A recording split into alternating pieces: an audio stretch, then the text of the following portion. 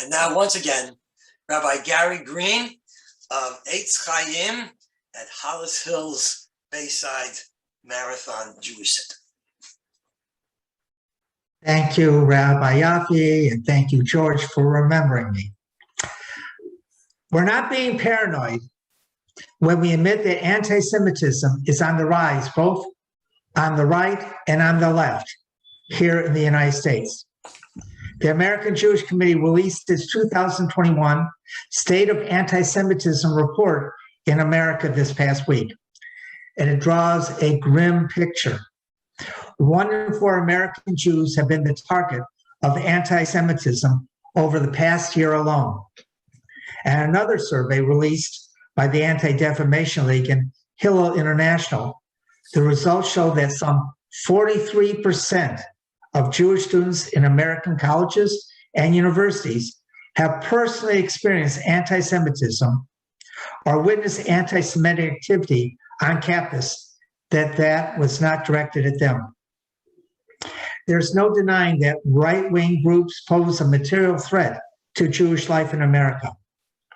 The anti-Semitism on the left is just as real, but much more subtle, denying us the right of self-determination that is granted to all other people on the face of the earth. All this leads us to the question, what's so important about remembering Kristallnacht?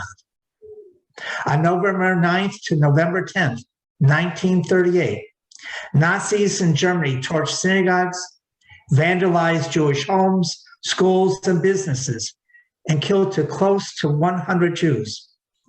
In the aftermath of Kristallnacht, also called the Night of Broken Glass, some 30,000 Jewish men were arrested and sent to Nazi concentration camps.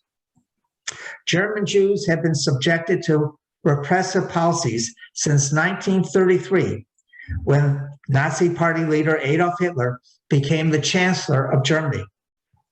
However, prior to Kristallnacht, these Nazi policies had been primarily nonviolent. After Kristallnacht, the condition for German Jews grew increasingly worse. During World War II, Hitler and the Nazis implemented their final solution to their Jewish problem and carried out the systematic murder of over 6 million European Jews. Kristallnacht reminds us that we dare not remain silent, blasé, or indifferent to anti-Semitism, whether it comes from the right or from the left. Kristallnacht directs our attention to the ultimate end result of anti-Semitism, meaning Jewish lives just don't matter. Consequently, it's my pleasure to introduce George Klein, a chairperson of our community's Yom HaShoah Committee, to introduce our speaker for this year's Kristallnacht program. It's my pleasure to introduce Joseph Berger. Joseph Berger was born in Lysva, Russia, to Polish Jewish parents who had fled their hometowns to escape the Nazis.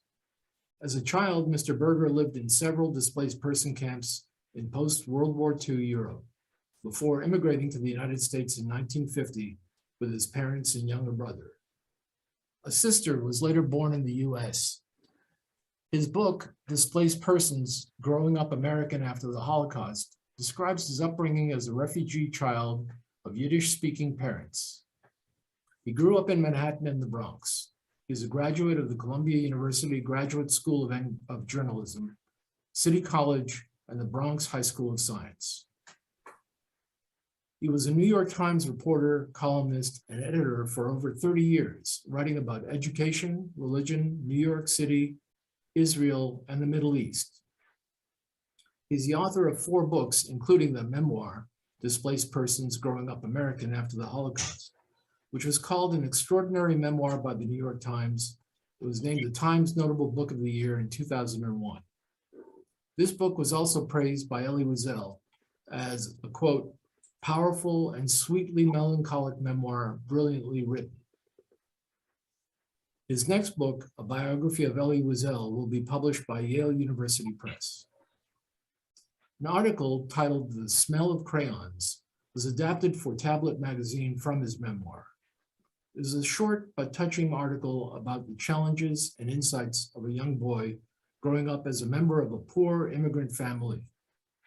At the end of the article, he paraphrases Tennessee Williams and says, "Distant memories with minor crises we can look back with tenderness and smile at, often are truths in the disguise of illusions." Let me begin, by the way, by mentioning that what the rabbi said about silence was, he could have quoted Elie Wiesel. Elie Wiesel said, "Silence never helps the victim, it only helps the oppressor." And that was one of his, among his many eloquent sayings, that was one of the more memorable ones. Anyway, let me begin by telling you a little bit about how I got to know Elie Wiesel. I had seen him at various Holocaust commemorations, and I heard him. My parents were survivors, so we would go sometimes to a commemoration together. But I began to really get to know him in October 1973. The New York Post, this was the pre-Murdoch New York Post, for whom I was working, sent me to Israel to cover the tail end of the Yom Kippur War. And I was on the plane flying to Israel when I saw a couple of seats ahead of me, Elie Wiesel and his friend Sigmund Strochlitz, also a Holocaust survivor. They were traveling to Israel to bring medical supplies to soldiers in hospitals and to help boost morale. The two men, in their rumpled shirts and ties and with their shoes off, were leaning back in their seats and singing Hasidic melodies. Despite their worries about the perils that they would encounter in Israel, they radiated delight, and I was immediately charmed. And this was a side of Elie Wiesel people don't know. They see the speaker, the very serious intellectual philosopher, but he was a very very complete human being. He loved to sing. He loved to dance. People don't know that about him. Anyway, Elie Wiesel, for many people, for his admirers certainly, had the aura of a prophet. He spoke with these eloquent sentences about grand moral themes, kind of deftly balancing these paradoxical phrases so that listeners assimilated his message into their marrow. Whether explicitly or by suggestion, he summoned a personal history that had confronted human malice in his flesh. And as an orphan survivor and witness to Auschwitz and Buchenwald, he spoke with unusual authority. At times, his chiseled face struck you. The French novelist Francois Mauriac described it as the look of Lazarus, the acolyte whom Jesus was said to have raised from the dead. And as I said, those who knew him remarked how deeply human he was. He loved to sing, to join with friends in Hasidic melodies. He had grown up within Sighet, Romania, where he was born. He savored the quirks and flavors of Yiddish jokes. That was his first language. So he walked with kings and queens at the climax of his career. He remained a man of modest tastes. His son Elisha told me that he preferred instant coffee to the brewed variety because that's what he had been accustomed to in his hungrier days in Europe. Wiesel became a revered figure late in life. Still in his early 40s, he was a working journalist, freelancing for French and Israeli newspapers, hungry for scoops and interviews with the powerful and famous, barely scratching out enough to pay the rent, and sometimes relying on friends for a decent meal. As a young man, he was shy, even timid at times, and he was trying to meet women like any young man might, and he fumbled many of these. And he writes about that in two memoirs that he wrote. Yeah, yes, he had already written Night, his account of Auschwitz and Buchenwald that would end up selling 14 million copies worldwide by the time of his death. But in 1960, when it was first published in English, it attracted little more than 1,000 readers. My memoir did a little better. For years after its publication, his talks about the Holocaust drew no more than a couple of dozen people. Yet Elie Wiesel became the torchbearer not just for the survivors. He was arguably the most admired ambassador of the Jewish faith in the world, and a voice of conscience for all of mankind wherever human rights were trampled. He expanded his message to lament other genocides and to warn the world that the lessons of the Holocaust had not been absorbed, that ethnic hatred, persecution of minorities, and mass violence persisted in sullying the human story. I look at the world around us, he told a gathering of Holocaust survivors in Jerusalem in 1981, where I was at. Suspicion again, violence everywhere, hatred everywhere, organized state-sponsored terror, racism, fascism, fanaticism, anti-Semitism. If only we could tell the tale. We thought the world would change. Well, we have told the tale, and the world remained the same. He became the prophetic figure, astonishingly, in solitary fashion, with no powerful organization behind him, no grandiose titles, no vast riches. And in 1986, he was awarded the Nobel Prize for Peace for being a messenger to mankind, conveying the lessons of peace. I quote from the Nobel Award. Lessons of peace, atonement, and human dignity, and a hard-won belief that the forces fighting evil in the world could be victorious.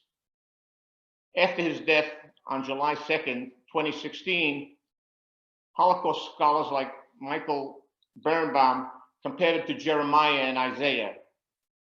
He was, as I said in the obituary I wrote for the New York Times, defined not so much by the work he did as by the gaping void he filled.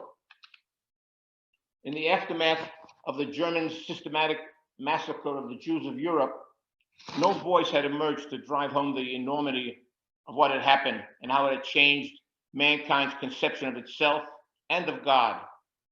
But by the sheer force of his personality and his gift for the haunting phrase, Wiesel, who had been liberated from Buchenwald as a 16-year-old with the indelible tattoo A7713 on his arm, gradually exhumed the Holocaust from the burial ground of the history books.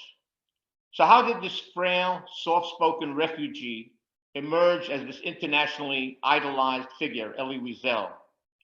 How did he manage to retain that esteem to the end of his life, building on his Nobel to become a Mandela-like presence on the world stage? You have to look at Wiesel's life to answer those questions. He was born September 30th, 1928, in a small but comfortable cottage in Sighet, a Carpathian mountain town, not a shtetl, dear to the Hungarian Hasidim.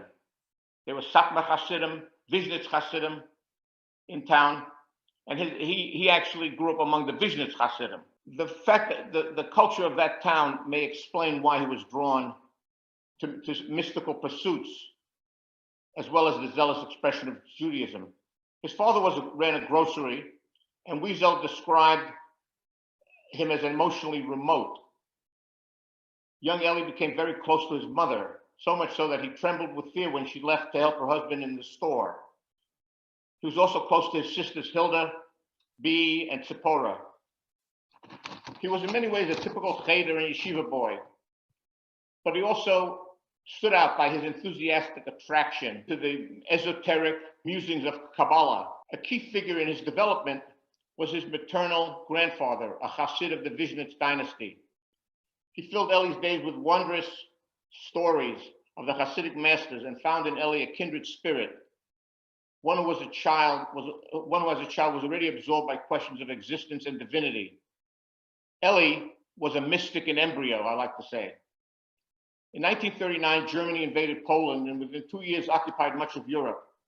But in Sighet, which had been absorbed into fascist-controlled Hungary, the war seemed like distant thunder until the Germans grew frustrated with the Hungarian government's reluctance to round up Jews. So in the spring of 1944, when Elie was not yet 16, the Germans marched into Hungary. Sighet's 15,000 Jews convinced themselves that the Allied armies were approaching and they might be spared. They never left town. But Jews were swiftly assigned to 2 ghettos and then summoned to the train station for deportation. As he and his family boarded the capital cars for Auschwitz, Elie saw teachers, rabbis, community elders cowering in fear as they dragged their packs. After an unbearable journey, the family arrived in Auschwitz, and Elie saw his mother and youngest sister, Tzipora, walk off at Joseph Mengeler's direction toward the gas chambers. The last sight of his little sister with a red coat clutching his mother's hand so haunted him for the rest of his life, he could not talk about it without breaking into tears. His father remained at his side in Auschwitz. Elie notes in a memoir he wrote that, like Abraham and young Isaac, he and his father walked toward the sacrificial altar too, but no angel or ram caught in the thicket saved them. In Auschwitz nearby labor camp of Buna, Elie did the grueling work of loading stones onto railway cars. He suffered from hunger, cold, and the despairing scenes of prisoners being beaten, shot, and hanged. He saw his father pummeled with an iron bar and was deeply ashamed that he could not help. When Buna was evacuated as Soviet armies approached, Elie was forced to trek through high snow for miles, sometimes across bodies that had been trampled in the stampede. The prisoners wound up in Buchenwald, where Elie's father succumbed to dysentery. But Elie had become so numb, he confessed that he was glad he was relieved of the burden of caring for his father. On April 11th, 1945, the Germans fled and American soldiers appeared. Elie, who had not eaten for 6 days until a soldier threw him a can of lard, joined others in reciting the Kaddish. It was a thanksgiving for having spared us, Wiesel wrote in his memoir, but it was also an outcry. Why, God, did you not spare so many others? It was a question he had asked before and was to ask for the rest of his life. He never abandoned his belief in God, but he kept up a perpetual argument. He was now a frail orphan, but he slowly recovered most of his health and summoned the strength to restart his life. General de Gaulle invited over 400 orphan youngsters to come and live in France, and Elie was one of them. And this was a turning point. You'll understand in a few moments in how Elie became the philosopher and intellectual he was, because he could have ended up as a chassid in Sighet. That was going to be his destiny. But he was sent to France, and they were taken by train to a chateau in the Norman town of Écueil and cared for by a Jewish Children's Rescue Society. They learned French, studied Jewish texts. Wiesel was soon to learn that his 2 other sisters, Hilda and Beatrice, had survived. He saw them briefly before they dispersed to other places. The orphans eventually went to Palestine and elsewhere, but Elie chose to stay in France. And that decision helped make Elie the erudite leader of the survivors. With encouragement from the orphanage agency, he enrolled at the Sorbonne, and he studied philosophy and psychology, living on $16 a month, often walking to classes because he couldn't afford the metro. He found himself on the edge of a left-bank circle of acolytes of Jean-Paul Sartre. He closely followed events in the Zionist bid for a state in Palestine, and he volunteered to translate French articles for a Yiddish weekly published by the Irgun, the militant wing of the revolt against the British colonizers, that was run by Menachem Begin and Zev Jabotinsky. He was soon writing for them. His first article expressed anger at David Ben-Gurion for firing on an Irgun weapons ship, the Adelina, and killing 20 Holocaust survivors. And that's how he became a journalist. Soon he traveled to Israel itself on a press pass. He was deeply moved by the newly independent Jewish nation, but he was appalled that native Israelis looked down contemptuously on the survivors, the Holocaust survivors, as pitiful, as having meekly gone to their slaughter like the proverbial sheep. Wiesel tried to argue that the Israelis didn't understand what conditions were like under German occupation, but his Zionist fervor was so tarnished that he chose to return to the sophistication of Paris, finding an assignment from an Israeli newspaper as a Paris correspondent. Now, Paris in the late 1940s and early 50s was brimming with cafes where the ideas of existential philosophers, Camus as well as Sartre, were chewed over, and the ideas influenced Wiesel. He sent back dispatches to Tel Aviv on Paris's intellectual life and recreated the ambience in a novel called The Town Beyond the Wall.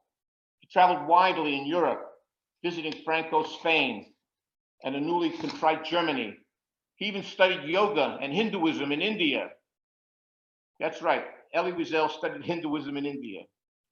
Wiesel was a young man trying to establish an identity and a career, and scrambling and improvising until he settled into a congenial routine. A reporting assignment to Brazil turned out to be a life changer. On the voyage, Wiesel began setting down his memoir of Auschwitz and Buchenwald in Yiddish. He wrote, he said, in a fever and stopping to catch his breath, not rereading. He said, I wrote to testify, to stop the dead from dying, to justify my own survival. I wrote to speak to those who were gone.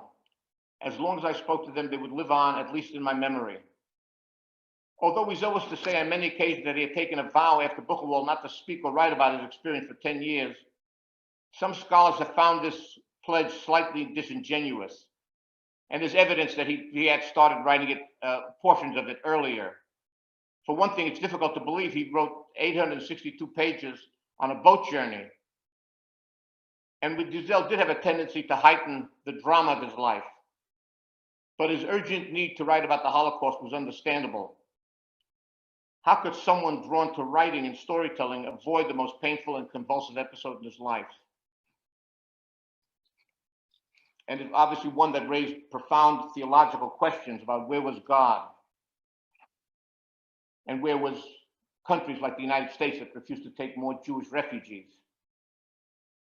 When Wiesel reached Argentina, because the boat could not dock in Brazil, as it turned out, he serendipitously met a Jewish publisher who was gathering Holocaust accounts from local survivors. And that publisher eventually took the 862-page manuscript and whittled it down to 240 Yiddish pages and produced the first incarnation of Night, which I'm sure many of you have read. Only a few Jews in Argentina would have read that story. So what started to give it a wider audience was his publication first in France, which also came about by happenstance, and then in the United States. Here's how it came about. Wiesel wanted to interview France's new Jewish premier, Pierre Mendes France, for one of his newspapers. So he knew that Francois Mauriac was close to Mendes France, and he ran into Mauriac at a party. Mauriac was a Nobel Prize winning Catholic writer. Wiesel, less diplomatic than he was in later years, told Mauriac that when Mauriac began talking about Jesus, Wiesel told him bluntly that the Jewish children in Auschwitz suffered more than Jesus. Mauriac, I think taken aback a bit, urged him to write down his memories of Auschwitz and Buchenwald and helped him get a publisher. Wiesel put together a revised and shortened French version of Night and took it to a publisher who released it in 1958 at 178 pages. A year later, it was translated into English. But as I said, for several years, 1,000 copies a year was all it sold. And I'll tell you in a few minutes why, how it expanded, how it drew a much larger readership. Around this time, Wiesel snapped up his Israeli newspaper's offer to send him to New York as its correspondent. He settled into an apartment on 103rd Street and Riverside Drive, as it happened a few blocks from where I was living at the time as a little kid, and into an office in the press center of the United Nations. Reporting for Yediot Achronot and the Yiddish Forward, he covered an eclectic assortment of events: the civil rights struggle, Israeli Prime Minister Ben-Gurion, a visit by Ben-Gurion, the marriage of Arthur Miller to Marilyn Monroe, the Hungarian uprising, the rigged television quiz shows, the Kennedy assassination. He also had a romance with the vacationing secretary of Yediot's owner. And as they were walking to Times Square, Wiesel was hit by a taxi and hurled through the air, as he described it, like a figure in a Chagall painting. The event became the base. He was hospitalized for practically a year, and the event became the basis of his novel, The Accident, where the incident is interpreted as perhaps a depressed refugee suicide attempt. In New York, Wiesel befriended many survivors. There were 140,000 of them who had come over to America between the war's end and 1953. And he urged them to speak and write about their experiences. But Wiesel may also have had a sense that there were not many survivors who had assembled his particular mix of talents. Most of the survivors had been robbed of the years they might have educated themselves. And once in the United States, even many who were eager to restart their lives and put off notions about going to college so they could work, because they needed to support their families immediately. Wiesel, however, was educated in the Sorbonne, in yeshivas. He was gifted with a commanding voice and a handsome demeanor that still bore the strains of a survivor. And he had an ear for the riveting phrase, like the opposite of love is not hate, it's indifference. And as I said before, silence never helps the victims, it helps the oppressor. Many survivors worked harder to keep the memory of the Holocaust burning, but almost no one had Wiesel's combination of charm, good looks, a philosophical mindset, and a disciplined writer's appreciation of the well-turned thought. What Wiesel called a major turning point in his life came in 1965. On an assignment to the Soviet Union, he was struck by the ardor that Jews managed to summon, even though they were restricted from expressing their faith by the communist government. They intentionally identified as Jewish, even if they did not practice rituals. Here was a situation that matched his early experience in fascist Nazi Hungary, and Wiesel responded with deep emotion. Publication of the book, The Jews of Silence, became a milestone in the crusade of maroon Jews, and he became an apostle for them too. Even more important in terms of the Wiesel we know was the 1967 war. Until then, there had been a silence about the Holocaust. The Jews who went through it didn't want to talk about it, and the Jews who in America often felt guilty that they hadn't done more about it. So there was a kind of a compact of silence on the subject.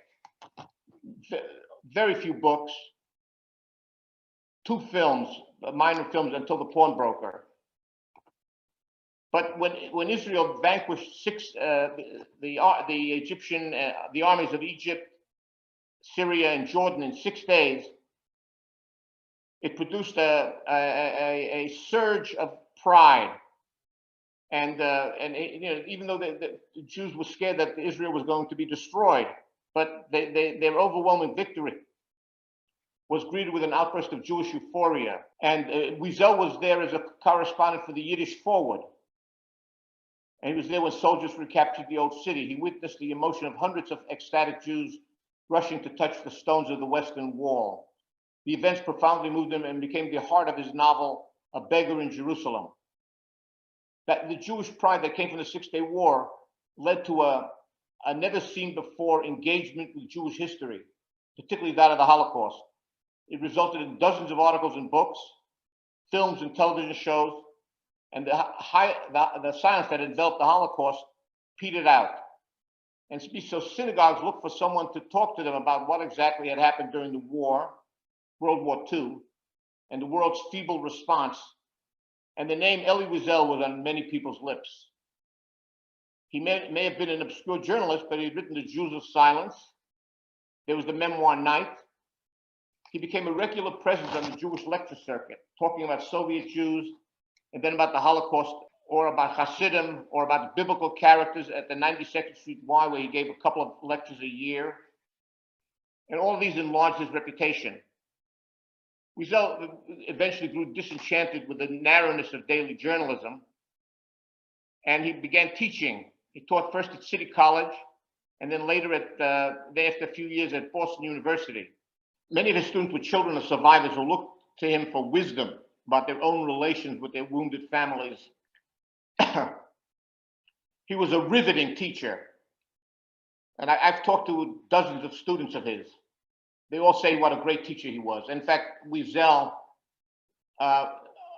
among the different occupations he could have highlighted teaching as number one. Wiesel was frequently called on to comment on anti-Semitism and Holocaust-related issues. So when the television miniseries Holocaust came out in 1978, starring Meryl Streep, he was asked by the Times to react to it. In a lengthy front-page article, he attacked the show. Though the program acquainted millions of Americans for the first time with the destruction of European Jewry,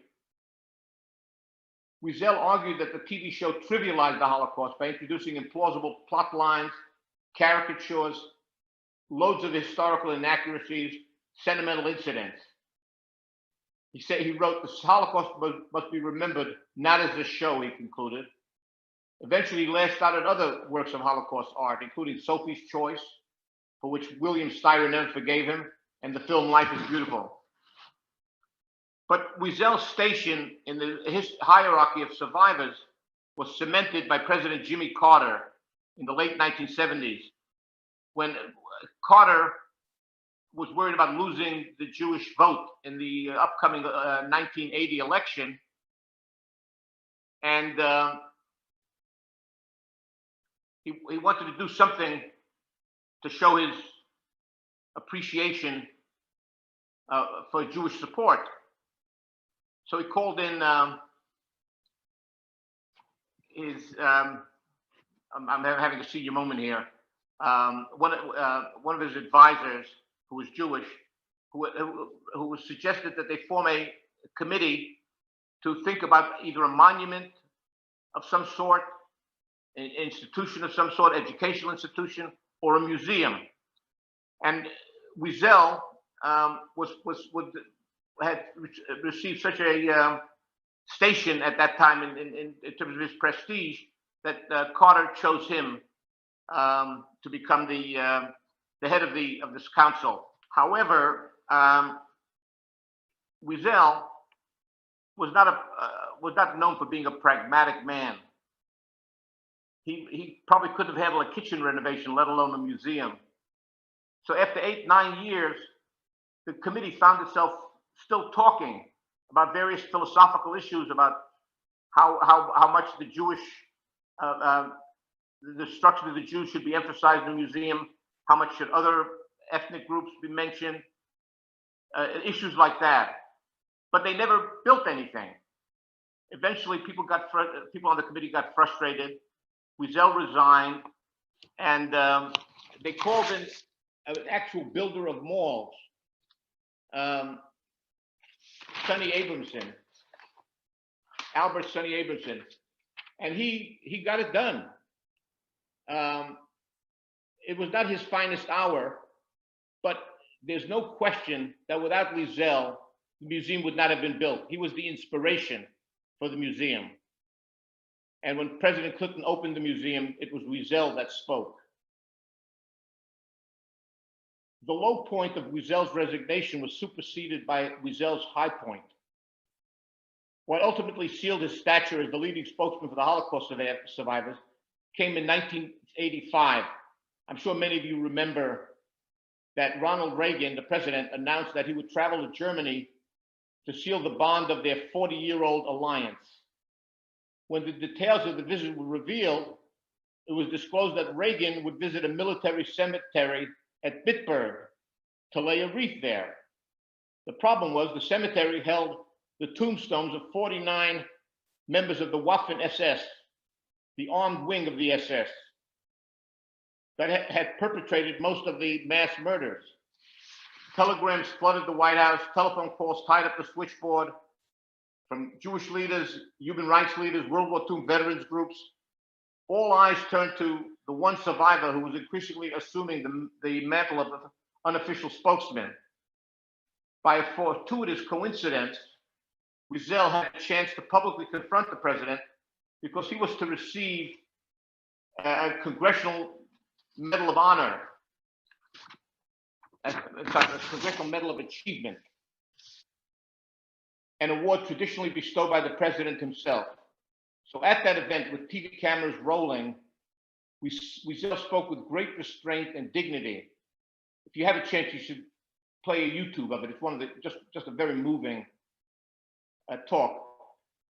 But he spoke with astonishing candor, emotional candor. I wouldn't be the person I am if I were not to tell you of the sadness in my heart. You have to understand, Reagan is standing right next to him, or maybe he was seated down, but they were talking to each other very, very close in a very small room. I wouldn't be the person I am if I were not to tell you of the sadness in my heart for what happened during the past week. I am sure you too are sad for the same reasons, but what am I to do? I belong to a traumatized generation, and to us, symbols are important. Our ancient tradition commands us to speak truth to power. May I speak with you with respect and admiration. I know of your commitment to humanity. You were not aware of the presence of the SS graves in that Bitburg cemetery, but now we are all aware. May I, Mr. President, implore you to do something else. Find another way, another site. His voice was often mournful and pleading, not hectoring, as he delivered the line that would have catapulted him to to really an elevated place on the world stage. That place is not your place, Mr. President. Your place is with the victims of the SS. It was a remarkable moment in White House history. Nobody had ever confronted a president so publicly. Ultimately, Reagan did go to Bitburg on May 6th and lay a wreath, but he preceded that ceremony with a mollifying visit to Bergen-Belsen. The trip was, as one White House official said, the greatest fiasco of Mr. Reagan's presidency. The encounter over Bitburg was the dramatic climax of Wiesel's lifelong work, and the following year it earned him a Nobel Prize for Peace. But he would not have gotten the Nobel, I believe, if his essays, novels, and speeches had just been about the Holocaust. Wiesel had used the chairmanship of the Holocaust Commission as a platform to speak out on humans imperiled around the world. He spoke out for the boat people of Vietnam. If you remember, in June 1979, the front pages in television news were replete with pictures of Vietnamese so desperate to flee their communist regime that they risked their lives and the lives of their children to cross turbulent seas in flimsy, overcrowded junk boats and trawlers that they hoped would take them to safe havens in other Southeast Asian countries. Wiesel, clearly reminded of the frantic attempts by Jewish refugees to flee the Nazi menace, called on all countries to open their borders and extend asylum. The United States under President Carter, he said, should take the lead and learn from the history of the Holocaust not to err again. Whatever impact his voice had, the following month, the United Nations convened an international conference that produced a more orderly resettlement of refugees. And a number of Southeast Asian countries agreed to provide temporary asylum to the refugees. Wiesel traveled to the outskirts of Cambodia with Joan Baez and Liv Ullmann to call attention to the famine plaguing that country. He spoke similarly for Indians Indian tribes in Nicaragua that were being oppressed by the regime there. And he said, one thing that is worse for the victim than hunger, fear, torture, even humiliation is the feeling of abandonment, the feeling that nobody cares, the feeling that you don't count. Wiesel would explain why he was involved with these other issues beside the Holocaust. As for me, I believe that when human beings suffer, I have no right to be elsewhere. How can I criticize those who were indifferent to Jewish suffering during the Shoah if I do nothing when confronted with the suffering of innocent people today? He told the editor of Reform Judaism magazine in 2005. We Jews suffered not only from the cruelty of killers, but also from the indifference of bystanders. I believe that a person who is indifferent to the suffering of others is complicit in the crime, and I cannot allow, at least not for myself. Later in the year, after the Nobel speech, Wiesel found himself in another dilemma when over 800 Palestinians, including many women and children, were massacred in Sabra and Shatila, refugee areas that were under Israel occupation. The atrocities were committed by Lebanese Christian militias, not Israelis. But Israeli military commanders failed to stop the killings and were reprimanded by both the United Nations and Israeli commissions. As a leading advocate of halting genocide, Wiesel was asked to comment and called the event the darkest Rosh Hashanah for me since World War II. It is not that I accuse or indict anyone, and surely not the people of Israel, but I felt sadness, incommensurate sadness. I believe now that a gesture is needed on our part. Perhaps we ought to proclaim a day of fasting, surely of taking stock. Critics thought he should have been more explicit and harsher in his reproach of Israel. Indeed, for much of his life, Wiesel found it difficult to talk about Israel because he felt that he didn't live in Israel. He also had a bad reaction to a speech he gave where he obliquely criticized Israel for its intransigence with the Palestinians, reminding them to be more Jewish in their empathy. The Israeli press took him to task for that speech. And so he became a little gun shy on the subject. For the rest of his life, he was a fierce and many felt uncritical champion of Israel, despite the damage it sometimes did to his reputation as a humanist. Wiesel considered Israel a non-negotiable refuge. It had been around in 1939. He felt many of the slaughtered 6 million might have been saved. So he defended every Israeli president, left or right, Rabin, Peres, and Netanyahu, feeling they had the knowledge of a given situation that he did not have. He did not attack Israel's expansion of settlements and its response to wars in Gaza that some Jews thought was disproportional. And his stance alienated Israelis on the left and their American sympathizers. Capitalizing on his Nobel laureate stature, Wiesel continued to travel the globe in an effort to prevent persecution, enhance freedom, make peace. Through the fruits of those fruits of his effort were elusive at best. Wiesel died on July 2nd of this year of 2016, and the news was front page across the world, an indication of the intense interest in his life by Jews and non-Jews alike. In evaluating his life, there are some important themes.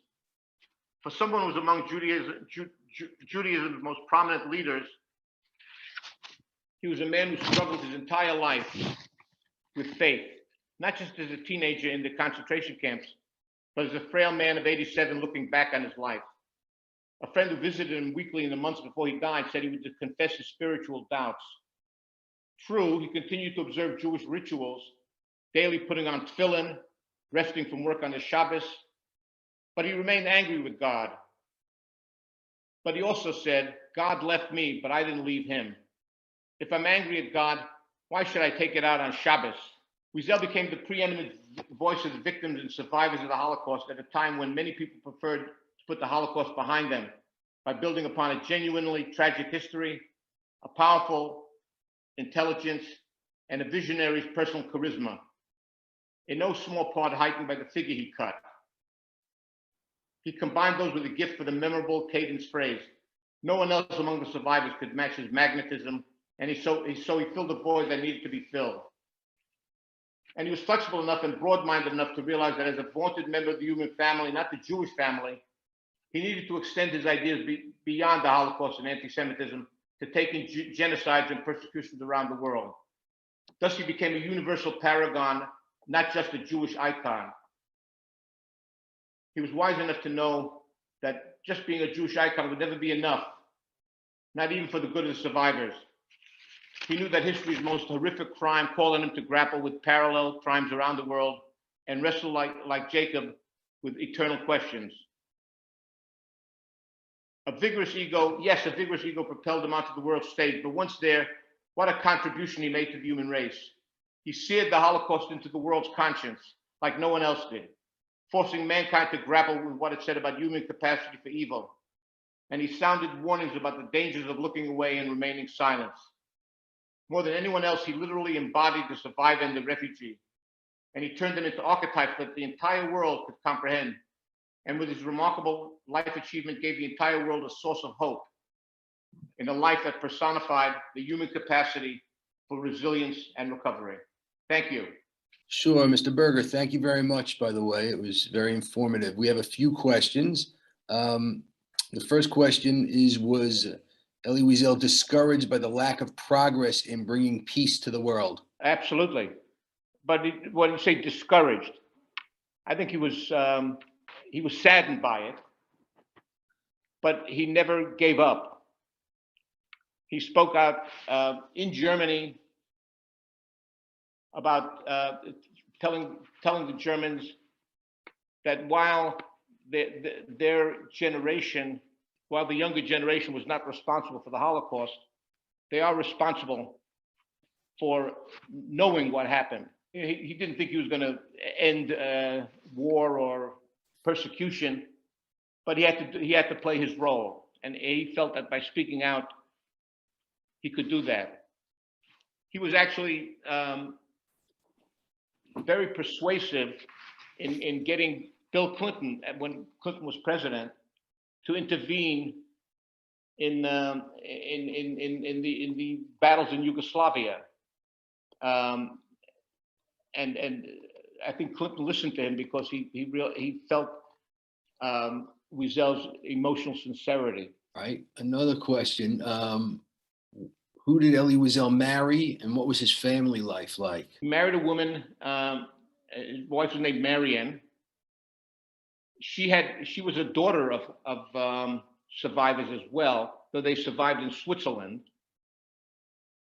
She as a teenager, she had helped get guns into Israel, which she writes about. But she eventually became his chief translator. And she was very important in getting Wiesel to recognize his role on the world stage. Wiesel didn't hunt,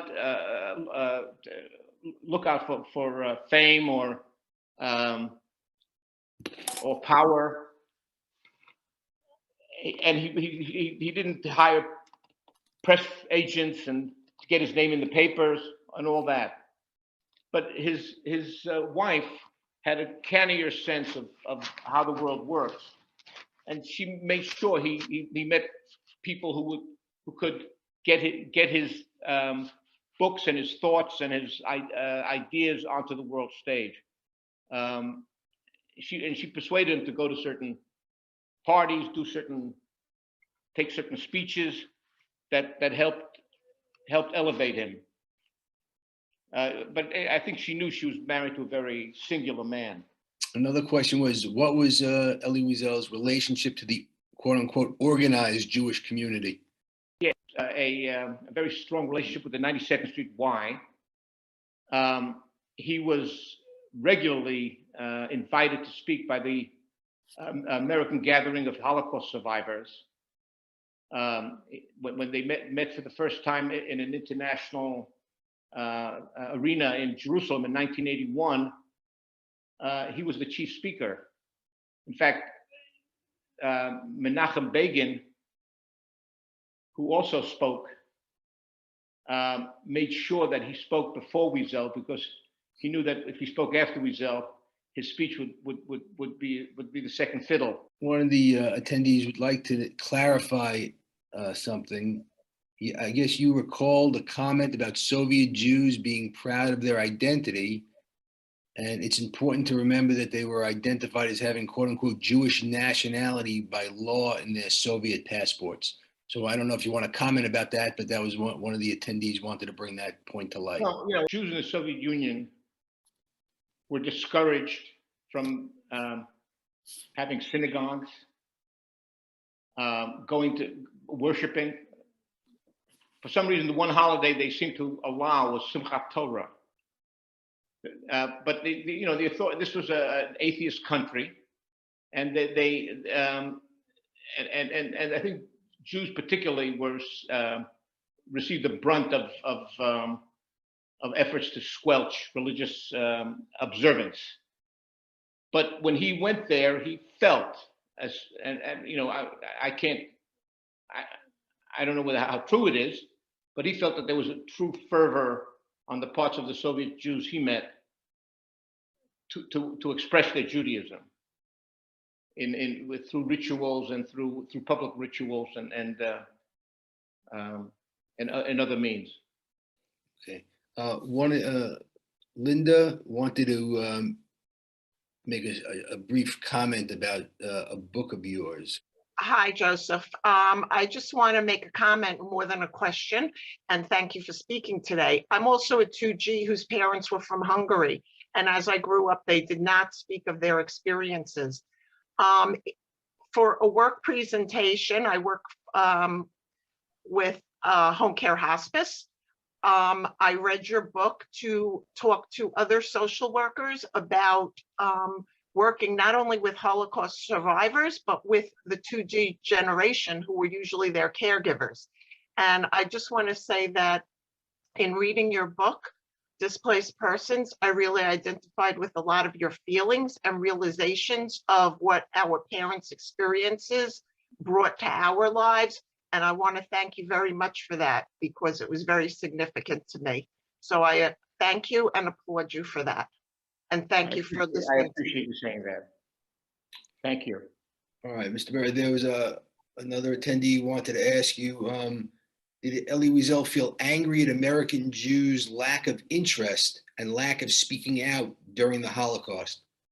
I guess first I'd also ask, do you agree with that sentiment that was the lack of response by American Jews, and what was Elie Wiesel's feeling about that? He was actually quite angry about it. In fact, some of that anger was contained in the Yiddish version of Night.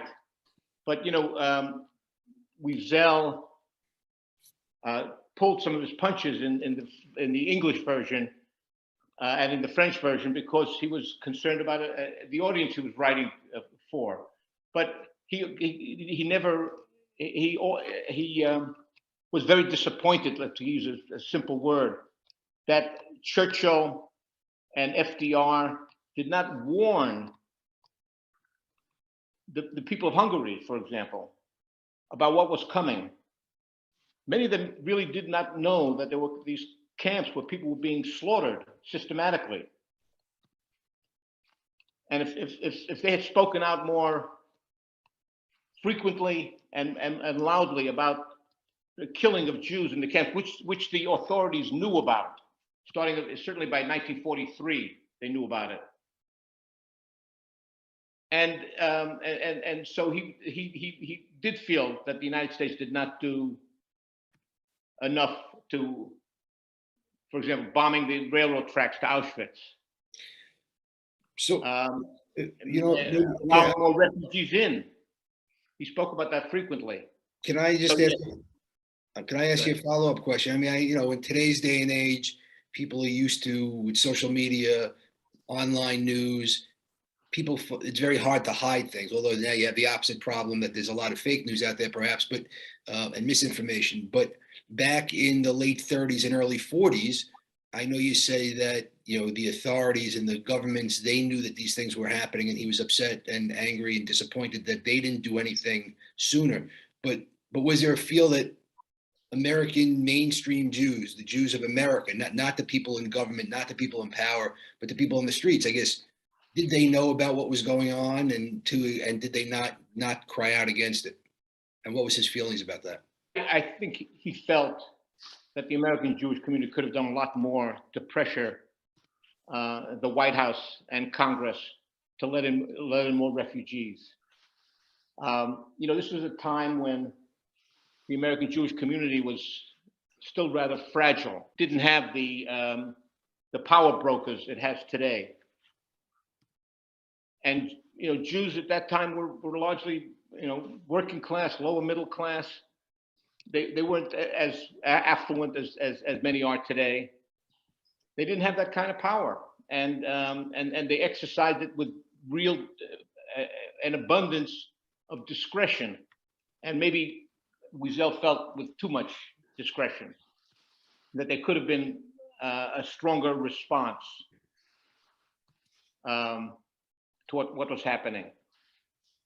Okay. And I'd like to thank Mr. Berger. It was really an excellent presentation. I just want to have one follow-up question as well. Did Elie Wiesel feel like he accomplished his mission of trying to get the American population to understand and appreciate the Holocaust? I think he did. I think he realized, he told me once, he said, you know, you pick up the paper every day, there's a story about the Holocaust in some form. There's a book that comes out, there's a movie that comes out. Even today, we have all, the culture section is full of articles about looted paintings from Holocaust survivors. You know, a lot of this is going to diminish with the as the number of Holocaust survivors dwindles down, because most of them now are in the 80s and 90s. But he felt that there was sometimes to an excess. This is why he began feeling that many of the movies that were being made were exploitative, did not really capture the essence of what had happened. Of course, those movies and those TV shows helped make Night as popular as it was. And, you know, toward the end of his life, he appeared, for example, with Oprah Winfrey. They had at least two TV shows that Wiesel was on.